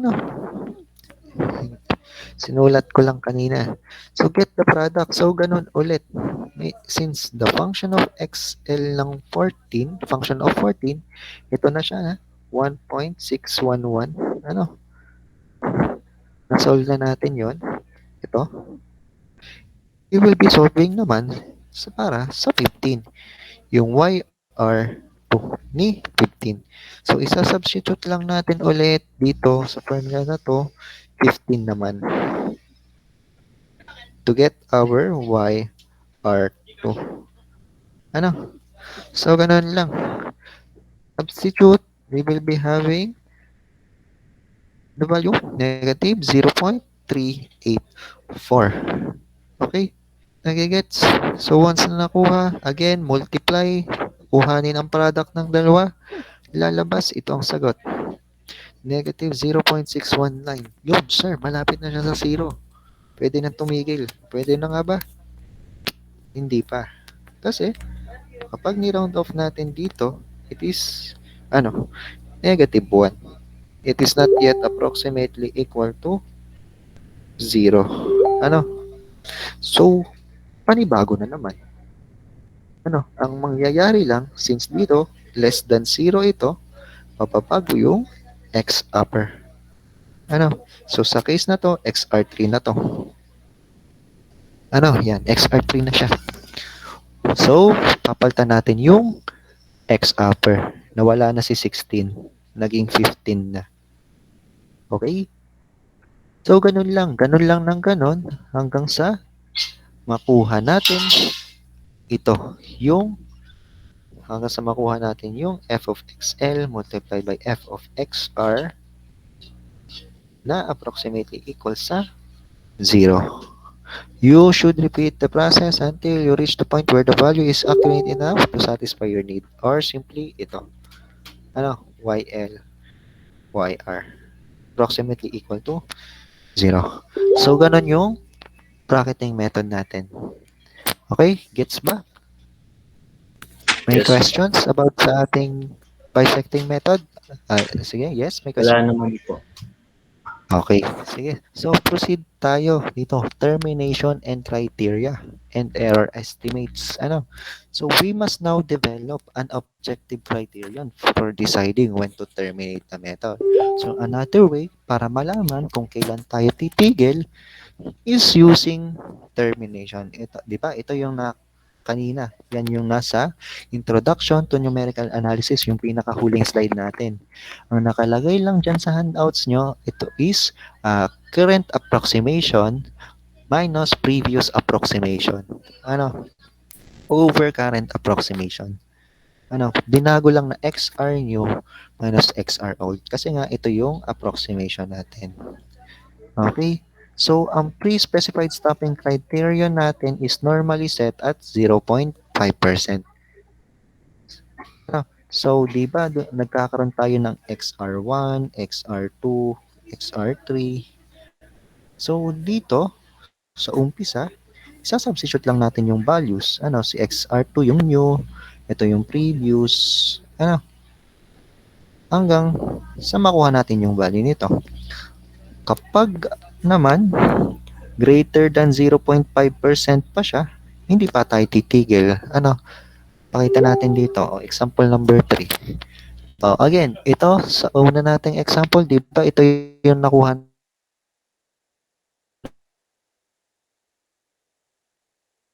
nating XR. Ito yung XR2. Substitute lang current approximation minus previous approximation. Ito over approximation times 100% equals 6.667%. Hindi pa siya less than 0.5%. So, another iteration ang mangyayari. Looking at the result, ito nga, we need more iteration until we reach the 0.5% stopping criterion. Okay? Kapag hindi giniven sa problem ito, i-assume nyo na agad na 0.5% yung stopping criterion. Okay? Malinaw, automatic, ito na kapag hindi given. Okay? So, ito, while iterating, we have tabulated the values and the approximate percent relative error. So, para mas madali, mag-tabulate uli kayo. I-tabulate nyo uli yan. Yan. Mag-tabulate uli kayo. So, again, ito yung galing sa graphical method natin at yung na-solve nating XR using bisecting method. 14 yung una nating XR1. Tapos dito, bakit wala ditong approximate percent relative error? Kasi, iisa pa lang yung approximate natin. Iisa pa lang. Current pa lang. Wala pang previous approximate. So, hindi pa talaga masusolve to. Kaya, blanco to. Leave it blank lang. Di ba, hindi pa yan yung final answer kasi nga, yung sa pag-solve natin ng f of xl tsaka f of xr or yung yl times yr1, sila ay greater than 0. So, nagpanibago tayong iteration using bisecting method. Kaya na-solve natin yung XR2. So, using ito, since na-solve na natin to previously, using the formula na nga, na x new, xr new minus xr old over xr new times 100%. Ganito lang yung na-solve using this formula. Ayan. Okay? So, since hindi pa nga siya less than 0.5%, another iteration tayo. Another iteration. So, dito, nag-gets ba kung paano nakakuha yung 14.5? Yes Ha? po. Yes or no? Okay, so kung nagets naman, hindi ko na i-explain ha. Ganun pa lang naman, balikan nyo lang yung bisecting method, nandun naman yung steps. So, isolve natin yung approximate percent relative error dito. So, hindi pa rin siya 0.5%. So, tuloy-tuloy lang yan hanggang sa maabot natin yung less than 0.5%. Di ba doon sa bisecting method, natapos tayo dito? Actually, hindi pa yan yung sagot kasi ang sagot dyan is greater than 0 pa kung itutuloy natin. Pero mahaba eh. Kukulangin na tayo sa oras if ever man ituloy pa natin. Hindi na natin madidiscuss yung isa pang method. So, I hope na intindihan nyo naman and you can understand it on your own during your asynchronous, So, proceed pa rin tayo hanggang dito lang sa maabot. Tapos, as we observe, we have reached the target criterion after 6 iterations. So, since na-reach na natin ito dito, tigil na tayo. Ito na yung sagot. Ito na yung root. Ito na yung solution. Tama na. Okay? Gets ba? May questions ba? If may... Wala naman Ay, po. ito pala, hindi natin na-discuss. Ano naman to? Ano to?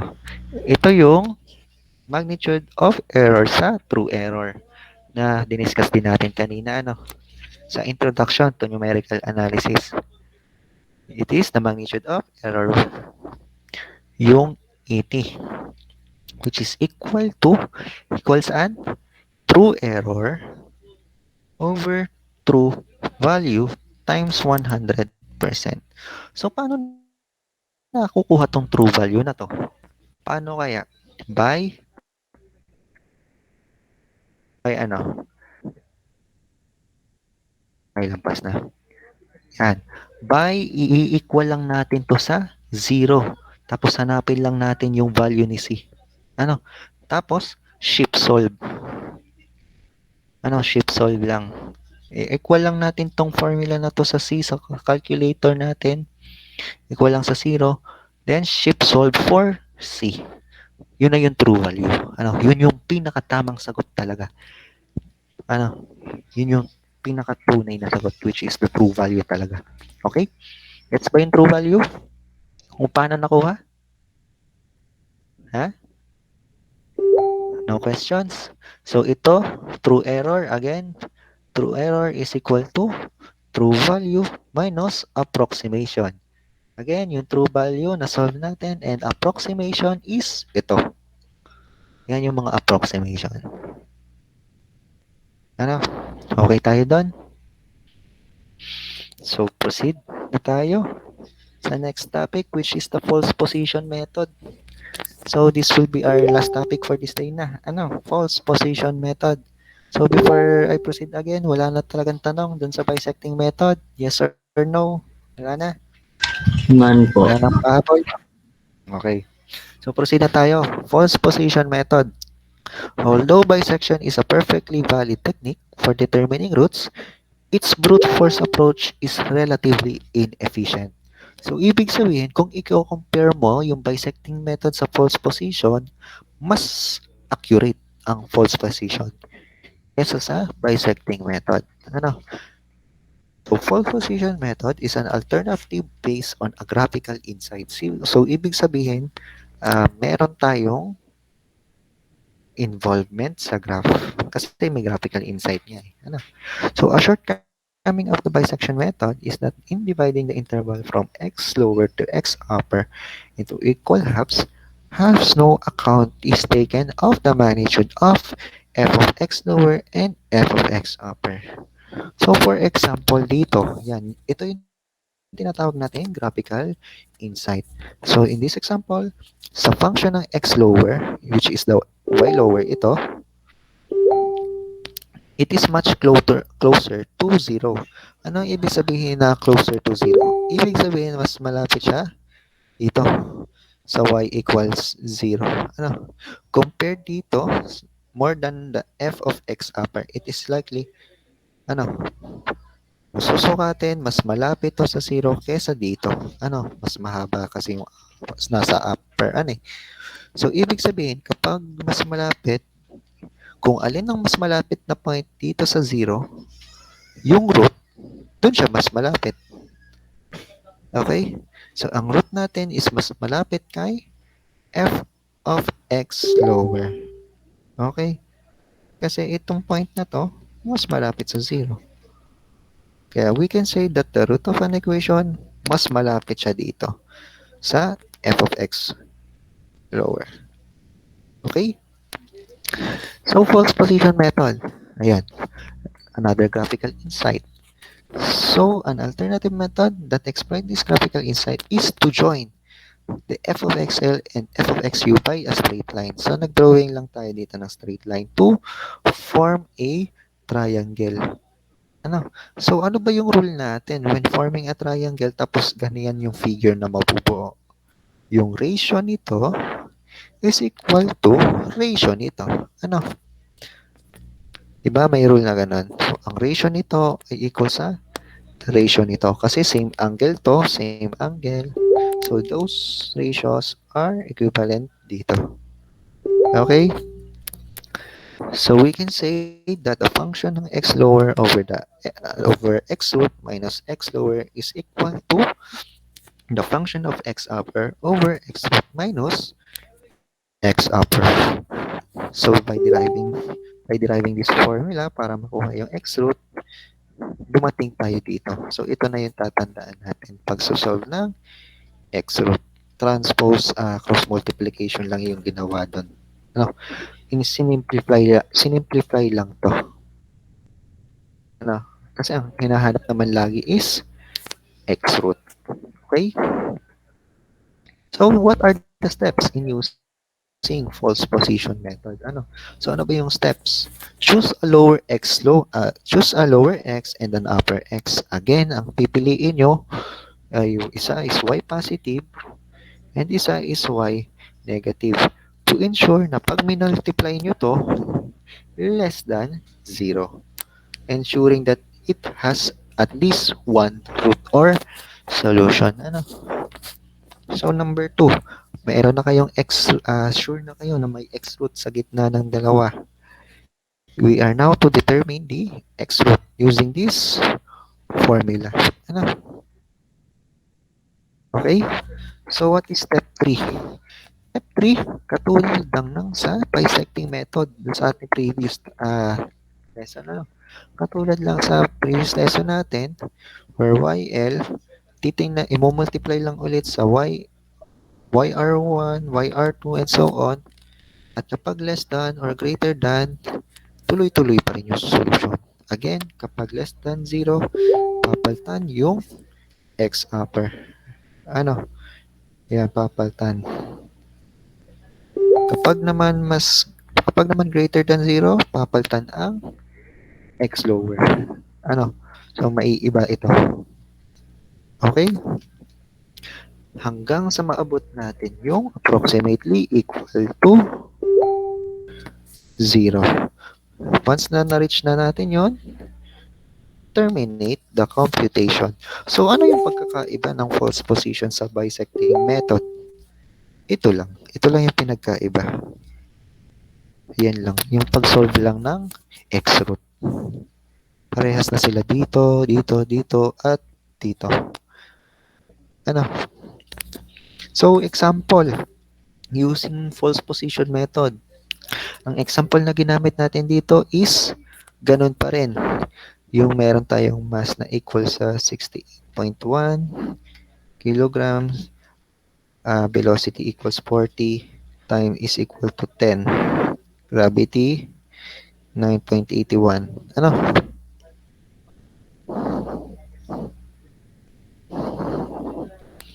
So, solution, 12 as 16 pa rin ang ginamit kasi nga, ito yung positive, ito yung negative. So, first iteration, using the formula ng XR, dito sa false operation method, which is XU minus ano? F of XU times XL minus XU over F of XL minus F of x upper. Ano? So ito may XL na tayo. Meron na tayo dito. Meron na tayo dito. Ito 'yon. Meron na rin tayong x upper. So substitute. Tapos ito nasa graphical method na din naman eh, diga. Na-solve na rin natin 'to ano. Nakuha na din natin. So substitute dito. Ayan na. Ano? Calculator na lang ang magso-solve. At if na yung brain cells natin. Substitute na lang, makukuha natin yung value ni x root 1, which is ito. Ano? So, mayroon na tayong x root 1. Ano yung sunod na step? Again, i-multiply natin yung yr1 sa y lower or yung fx lower sa fx root 1. Ano? So, paano uli kukunin yung yr? By substitution, the value ng x root, isa-substitute natin sa value ni c. Saan? Sa f of c equals to gm over c times 1 minus e raised to negative c over m multiplied by time minus velocity. So, sa-substitute lang natin yung nakuha nating 14.939. Ano? Diba ang nakuha nating xr1 is 14.9309. Ano? So, once na na-solve na natin, multiply natin dito, since given naman yung y lower eh, given itong function ng x lower, which is ito. Ano? Or na-solve na natin dun sa graphical method. Ano? I-multiply natin ngayon sa na-solve natin dito by substituting it to the variable c. Pag na-multiply, again, this is negative 1.5376. It is less than 0. And kapag less than 0, again, since the product is negative, let xu, papalitan natin yung value ni xu. Kaya nawala na si 16. Naging 14.9309 na siya. Okay? Nagets ba? Any questions before I continue this lesson? Wala naman po. Okay, so magtatanong ako ha, if naintindihan nga. So again, using 14.9309 as our new x upper, so x root, ngayon dito, saan nga ba equal yan? X upper minus, f of x upper multiplied by x lower minus x upper over f of x lower minus f of x upper. Ito xr2 na. So, kukuha na tayo ng panibagong root using na this formula. Substitute lang ulit. Given na to. Given naman yan lahat eh. So, we are arriving since 12. Hindi naman na bago to. Retain lang. Ito yung nasolve nating una na ayon niya dito. Since negative ang nakuha, less than, pinalitan natin yung x upper. Naging ito na siya. May makukuha tayong ganito. Using substitute ulit dito. Ito, given ha. So, isa-substitute lang natin lahat yan dito. Makukuha natin ito. I-input na lang sa calculator. Okay?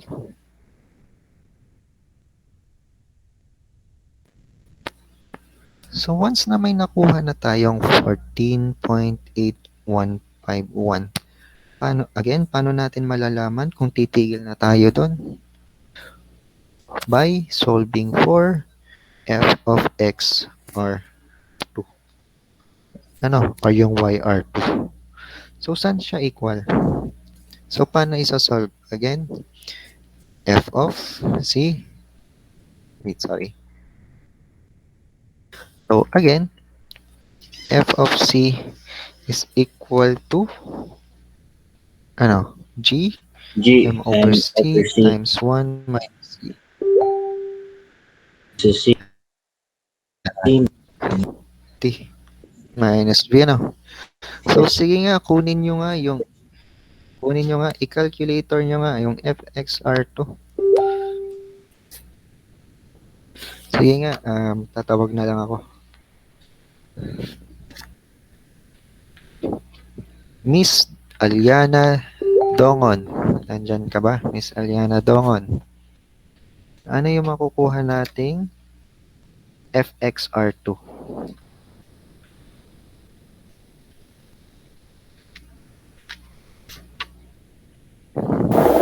Hello? Negative 0.027119 po. Okay. Anong sign niya? Negative ba siya? Negative po. Okay. Ano yan? Negative 0.02. Negative 0.0271918728 po. Ito ba? Tama ba yung sinulat ko? Yes. Tama po. Okay. So yan, may nakuha na tayo. Anong sunod na step? I-multiply natin kay FXL. Ano? Sige, multiply nyo. Anong sagot? Sige nga, multiply lang.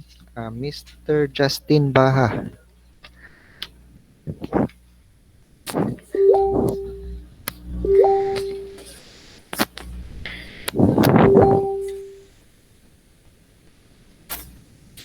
Hello, Mr. Justin Baha. Nandyan ka ba?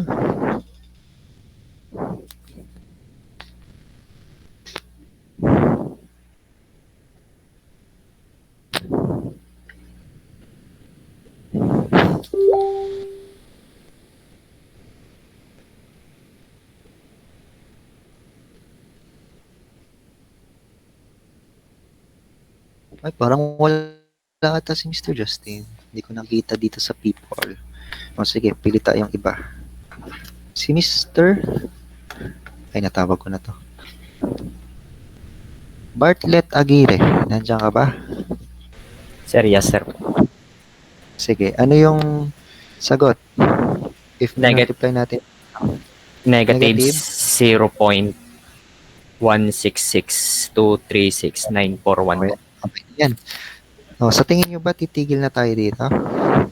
O, Mr. Aguirre, sa tingin mo ba titigil na tayo dyan?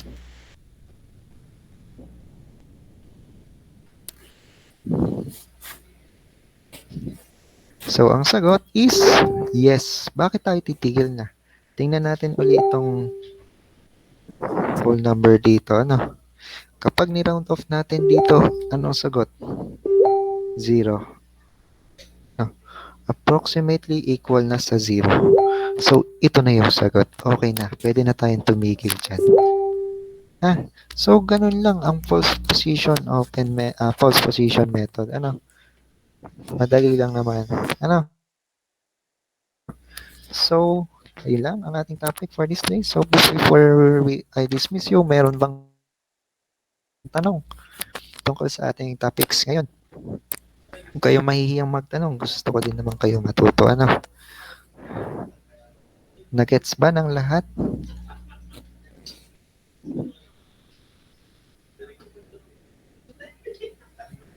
Hello? Opo, sir. So, yan lang ano. So, thank you for attending. So, pwede na kayong mag-lip sa ating Google Class. Ano, thank you. Thank you po. Thank you po. Thank you po. Thank you. Po, sir.